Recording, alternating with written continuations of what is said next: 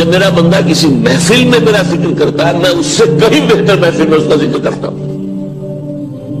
اللہ کی محفل تو ملائکہ اعلیٰ کی ہے، ملائکہ مقربین کی ہے. بہرحال اللہ کو تم اپنے دل میں مستحضر رکھو، اللہ تعالیٰ تمہیں بھی یاد رکھے. دوبارہ فرمایا احفظ اللہ تجدہ امامک تجاہک، اللہ کو یاد رکھو تو اپنے سامنے موجود پاؤ گے جب چاہو دعا کرو.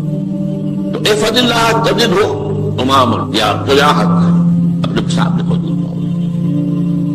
اذا سألت فاسأل اللہ، اب آ گیا مرکزی بندی. دیکھو جب مانگو اللہ سے مانگو، یار اللہ کے سامنے ہاتھ دراز کرو ہی مت. ایک حدیث میں آتا ہے یعنی حرام نہیں ہے، دنیاوی قواعد اصول قوانین کے تحت کسی سے مدد چاہنا، کوئی سوال کرنا حرام نہیں ہے. آپ سوال کریں، مدد لیں، اسی پر دنیا قائم ہے، ایک دوسرے کے ساتھ تعاون کے ساتھ. لیکن اونچا مقام کیا ہے؟ کسی سے سوال مت کرو سوائے اللہ. یہاں تک کہ جوتے باندھنے کا تسمہ تمہیں درکار ہے تو بھی کسی سے مت مانگو، اللہ سے مانگو. کیا پتہ اللہ کس کے دل میں ڈال دے اور وہ آ کے تمہیں تسمہ پیش کر دے. ہوتا ہے ایسا مسافر جو اللہ کے ساتھ لو لگا کر رکھنے والے ہیں، ان کے تو ایسے واقعات ہوتے ہیں کہ دل میں ایک بات آئی اور اس کے بعد کوئی بات جو ہے کوئی شخص آ گیا اس نے وہ بات پوری کر دی. کیونکہ لوگوں کے دل جو ہے اللہ کی دو انگلیوں کے مابین عزت چاہتا پھر دیتا. کیا پتا اللہ کسی فرشتے کو انسانی شکل میں بھیج دیتا. آتا ہے فرشتہ آتا ہے انسانی شکل میں، آپ کی تکلیف کو رفع کر دے، آپ کی ضرورت کو پورا کر دے. اسی سے مانگو، کسی اور سے مانگو. یہ ہے توحید کا لب لباب. یہ سمجھیے اسلام کی جڑ کیا ہے؟ ایمان. اسلام کا جو خارجی نظام عمل ہے، انفرادی اعمال ہو اجتماعی ہو، ان سب کی روح رواں کیا ہے؟ ایمان. ٹھیک، ایک بات ہو گئی. ایمان کا خلاصہ لب لباب کیا ہے؟ ایمان باللہ. جیسے ایمان بالآخرہ بھی ہے، ایمان بالملائکہ ہے، ایمان بالانبیاء ہے، ایمان بالرسول ہے، ایمان بالکتب ہے، ایمان بالقدر ہے. لیکن اصل ایمان، اسی لیے ایمان مجمل میں آپ کو معلوم ہے کسی اور چیز کا ذکر نہیں. آمنت باللہ کما ہوا باسمائہ وصفاتہ وقبلت جمیع احکامہ اقرار باللسان وتصدیق بالقلب. یہ ایمان مجمل ہے. اجمالی طور پر ایمان اس کا نام ہے. ہاں مفصل تفصیلی طور پر آمنت باللہ وملائکتہ وکتبہ ورسلہ والیوم الآخر والقدر خیرہ وشرہ من اللہ تعالی. تو اسلام کی جڑ ایمان، اور اسلام کا سارا جو نظام عمل ہے، چاہے انفرادی اعمال ہو چاہے اجتماعی، ان سب کی روح نواں ایمان. اور ایمان کا خلاصہ ایمان باللہ. اور ایمان باللہ کا اصل حاصل وہ ہے جیسے اس کے دو تقاضے. عبادت صرف اسی کی، استعانت صرف اسی سے. اس لیے میں نے سورہ فاتحہ کا تذکرہ شروع کیا. یہ عبادت کا جوہر ہے، عبادت کا جو ہے یہ ایمان کا حاصل. عبادت صرف اس کی ہے اور استعانت صرف اس سے. استعانت ہی میں سوال بھی آ گیا، یہ بھی مدد ہے. آپ کسی سے کچھ مدد مالی چاہ رہے ہیں یا کوئی اور مدد چاہتے ہیں، کسی کام میں مدد چاہتے ہیں، جیسے میں نے کہا تھا کہ سفارش کرانا چاہتے ہیں کہ مدد.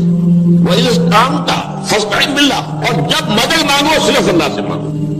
اور وہ سارے الفاظ یاد کر لیے: استدعاء، استعانت، استغاثہ. یہ جو غوث اعظم سے استغاثہ کیا جاتا ہے تو شرک ہے. استغاثہ اللہ سے، دعائی اللہ سے. اس اعتبار سے استمداد، استعانت، استدعاء، استغاثہ یہ سب اللہ سے، صرف اللہ سے. عبادت صرف اللہ، ایاک نعبد، اور استعانت صرف اللہ سے. مانگو صرف اللہ سے، جب مدد طلب کرو صرف اللہ سے. اور جان لو اگر تمام لوگ جمع ہو کر تمہیں کوئی فائدہ پہنچا ہو جائے نہیں پہنچا سکتے. الا بشیء قد كتب اللہ لك وإذ اجتمعوا على ان يضروك بشیء لم يضروك الا بشیء قد كتب اللہ عليك. اگر سب مل کر چاہے تمہیں کوئی نقصان پہنچاتے نہیں پہنچا سکتے مگر وہ کچھ جو اللہ نے تمہارے لیے لکھا. اب بتائیے بتائیے خوف کی جڑ کر جائے گی کہ نہیں؟ یہ جو ایمان جو ہے یہ خوف اور حزن دونوں سے نجات دلانے والی بات ہے. جو حقیقی مومن ہے وہ اللہ کا ولی ہے، حقیقی مومن وہ اللہ کا ولی ہے. اور الا ان اولیاء اللہ لا خوف علیہم ولا هم يحزنون. یہ اولیاء اللہ کو اللہ کا مخلوق نہیں ہے، وہ ان کے سر پہ سینگ نہیں ہوتے، انسان ہی ہوتے ہیں، لیکن حقیقی معنی میں مومن ان اقرارات سے جو آج ہم پڑھ رہے ہیں ایمان اس درجے کا پہنچ گیا تو اللہ کا ولی ہے. اور تو بڑی خوف کس بات کا، کس سے خوف کروں؟ اس کے ہاتھ میں کچھ ہے ہی نہیں. اور اگر کچھ اللہ نے میرے لیے لکھے وہ آ کر رہے گا، چاہے میں لاکھ گڑ گڑاؤں تو اس کے سامنے مجھے چھوڑ دے.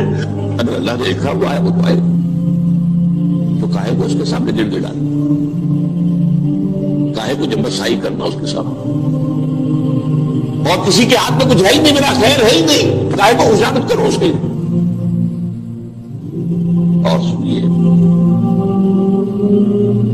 رفعت الاقلام، دیکھو نوجوان قلمیں اٹھا دی گئی ہیں، وجفت الصحف، اور جو رجسٹر ہے صحیفے ان کی سیاہی خشک ہو چکی ہے.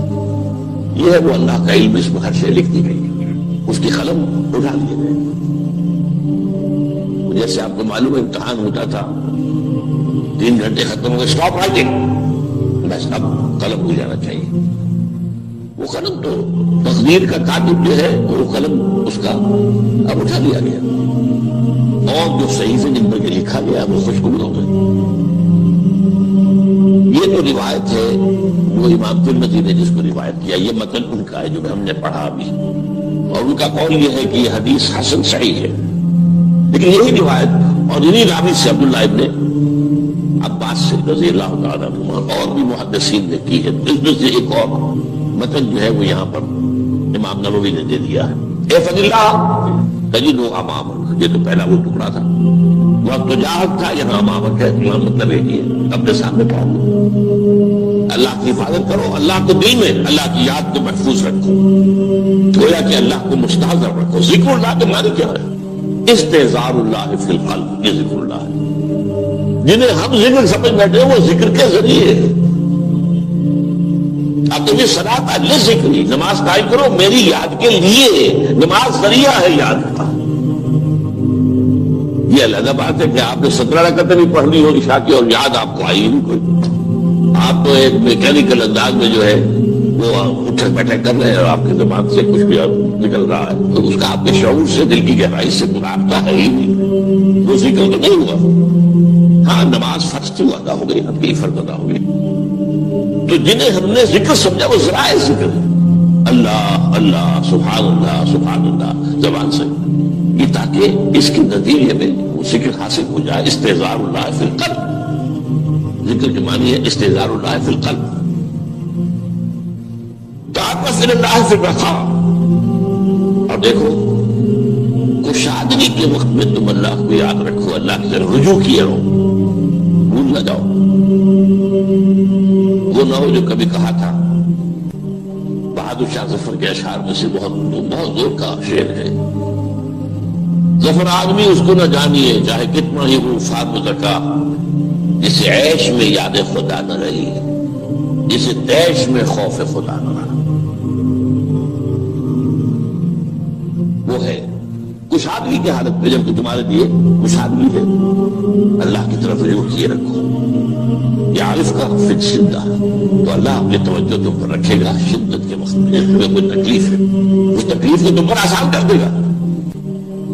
تکلیف تو آنی ہے، لکھی ہوئی ہے، وہ تو آئے گی، لیکن ایک اللہ تعالیٰ اس کی شدت کو، ایک ہی چیز ہے جس کو ایک انسان بہت شدت کے ساتھ محسوس کر رہا ہے، دوسرا آدمی اتنا نہیں محسوس کر رہا ہے. احساس کا معاملہ ہوگا وہ تو اصل میں اگر انسان کی نرز کٹی ہوئی ہے تو احساس ہوگا ہی نہیں، سر سے نہیں ہوگا. تو اس اعتبار سے اللہ تعالیٰ تمہارے لیے وہ شدت کی کمی کر دے گا. وَاعْلَمْ أَنَّمَا أَخْطَأَكَ لَمْ يَكُنْ لِيُصِيبَكَ، اور جان لو جو چیز تم سے چھوٹ گئی ہے، رہ گئی ہے، وہ ہرگز تمہیں ملنے والی نہیں تھی. اب آپ نے کسی ملازمت کے لیے درخواست دی ہے، درخواستیں مانگی گئی ہیں، اپنی سی محنت کر لی، نہیں ملی ملازمت، جب آپ بیٹھے ہوئے افسوس میں، رنج میں، غم میں، فلاں نے یہ کر دیا، فلاں نے یہ کر دیا، وہ فلاں جو ہے بڑی تکڑی سفارش لے آیا تھا، فلاں نے رشوت دے دی، چھوڑو نہیں اس کو، وہ تمہارے لیے نہیں تھی. کاہے کو اپنے ذہن کے اندر یہ کھچڑی پکا رہے ہو بیٹھے ہوئے، خام خواہ آپ شاید سوء ظن میں بھی مبتلا ہو رہے ہو، کسی نے نہ رشوت دی اور آپ سمجھتے ہو کہ رشوت دی ہے اس نے. یہ ساری چیزیں جو ساری صحیح ہے، ان کی جڑ کٹ جائے گی. وَعَلَمْ أَنَّمَا أَخْطَأَكَ لَمْ يَكُنْ لِيُصِيبَكَ وَمَا أَصَابَكَ، اور جو چیز تم پر آ گئی لَمْ يَكُنْ لِيُخْطِئَكَ، ہو ہی نہیں سکتا تھا کہ وہ تم پر نہ. یہ کر لیتا تو ہو جاتا، شاید یہ کر لیتا، میں نے ٹیکا پہلے لگوا دیا ہوتا تو یہ بات نہ ہوتی. بھائی وہ جو ہونا تھا وہ ہونا تھا. اب یہ وہ چیز ہے جس سے انسان میں کیفیت پیدا ہوتی، تسلیم و رضا. ہم بھی تسلیم کی خو ڈالیں گے، بے نیازی تیری عادت ہی صحیح، اے اللہ جو تو نے چاہا مجھے قبول ہے. اسی لیے میں نے آپ کو آیتیں سنائی سورۃ تغابن کی، ما اصاب من مصیبت الا باذن اللہ، کوئی مصیبت نہیں آتی مگر اللہ کے اذن سے. وَمَن یؤمن باللہ یہدی قلبہ، جو اللہ پر ایمان رکھتا ہو اللہ اس کے دل کو ہدایت دے دیتا ہے. ہدایت کس بات کی؟ تسلیم و رضا. سر دوستاں سلامت کے تو خنجر آزمائی، نہ شبت نصیب دشمن کے شبت ہرا کے تیرا. اے اللہ تیری طرف سے مجھے قبول ہے، اور بظاہر مجھے تکلیف ہو رہی ہے لیکن یقیناً اس میں میرا کوئی خیر ہے. بیدک الخیر، تیرے ہاتھ میں تو خیر ہی خیر ہے، جو بھی تیری طرف سے آئے. سر تسلیم خم ہے مزاج یاد. اور یہ مضمون جو ہے زیادہ بڑے پیمانے پر سورہ حدید میں آیا ہے. ما اصاب من مصیبت فی الارض ولا فی انفسکم الا فی کتاب من قبل ان نبرأها، کوئی مصیبت نہیں آتی نہ تمہاری جانوں میں نہ زمین میں. زمین میں زلزلہ آ جانا، سیلاب آ جانا، کچھ اور زمین کا دھس جانا، یا یہ ہے کہ تمہاری جانوں میں کوئی بخار ہو گیا، کوئی اور تکلیف ہو گئی، اچانک معلوم ہوا کہ انسان کو کینسر ہے، اور کینسر بھی اب 3rd stage میں پہنچ چکا ہے. لیکن جو بھی آیا ہے وہ اللہ کے علم کی کتاب میں پہلے سے لکھا ہوا ہے. فی کتاب من قبل ان نبرأها، یہ کتاب میں درج ہے اس سے پہلے کہ مجھے ظاہر کرے. اس کے نتیجہ کیا نکلنا چاہیے؟ لیکن لا تأسوا علی ما فاتکم ولا تفرحوا بما آتاکم، افسوس نہ کیا کرو جو تم سے جاتا رہے، چھوٹ جائے. کوئی عزیز فوت ہو گیا، کوئی موقع ہاتھ سے نکل گیا، ارے بھائی میں چوک گیا، بڑا موقع تھا، اب اس پر افسوس کر رہے ہیں. نہیں، جو چیز لیکن لا تأسوا علی ما فاتک ولا تفرحوا بما آتاک، جو اللہ تمہیں دے دے اس پر اتراؤ مت. وما اصابک لم یکن لیخطئک واعلم ان النصر مع الصبر، اور جان لو اللہ کی مدد صبر کے ساتھ آ گئی. جو آئے اس کی طرف سے جھیلو، زبان پر کلمہ شکوہ اور شکایت نہ آئے، اللہ سے شکایت نہ آئے. تسلیم و رضا، جو تیری رضا ہے. تیری صحت ہمیں منظور ہے لیکن اس کو. مولانا محمد علی جوہر ایک مرتبہ جیل میں گئے، ایک بیٹی بیمار ہوئی، فوت ہو گئی. اس کے بعد دوسری مرتبہ پھر جیل میں گئے، دوسری بیٹی کو وہی بیماری ہوئی. جیل میں اطلاع ملی کہ بیٹی کو یہ بیماری ہو گئی ہے، تو خط لکھا اشعار کی شکل میں. آخر شعر یہ ہے، تیری صحت ہمیں منظور ہے لیکن اس کو نہیں منظور تو پھر ہم کو بھی منظور. ہم تو چاہتے ہیں میں بیٹی کے لیے شفا ہو جائے، اسے منظور نہیں لیکن ہمیں منظور. وَاعْلَمْ أَنَّ النَّصْرَ مَعَ الصَّبْرِ وَأَنَّ الْفَرَجَ مَعَ الْكَرْبِ. فرج، فراخی، کھل جانا کسی چیز کا، یہ ہے کرب کے ساتھ، تکلیف کے ساتھ، تکلیف کے ساتھ. اللہ نے قانون بنایا ہے دنیا کا. اب آپ اندازہ کیجئے بچے کی ولادت میں ماں کو کتنی تکلیف اٹھانی پڑتی ہے. آج کل تو فیشن ہو گیا ہے، سیدھے سیدھے جاؤ، آپریشن کراؤ، تکلیف سے بچ جاؤ. لیکن یہ ہے کہ یہ بھی آپ کے علم میں ہوگا، وہ ساری تکلیف جیسے ہی بچے کو لا کر ماں کے برابر لٹایا ہے، ساری تکلیف ختم. پھر جو راحت میسر آتی ہے. ان الفرج مع الکرب وان مع العسر یسرا، اس لیے میں نے وہ آیتیں بھی پڑھی تھی، ان مع العسر یسرا ان مع العسر یسرا. اس دنیا میں یہ اللہ نے نظام بنایا ہے، سختیاں جھیلنی ہوگی. لقد خلقنا الانسان فی کبد، ہم نے انسان کو پیدا کیا مشقت کے، تو مشقت تو کرنی پڑے گی. کسی کی جسمانی مشقت زیادہ، کسی کی ذہنی مشقت زیادہ، مشقت سے چارہ کسی کو. تو یہ ہے ان مع العسر یسرا ان مع العسر. بارک اللہ لی ولکم فی القرآن العظیم ونفعني وإياكم بالآیات.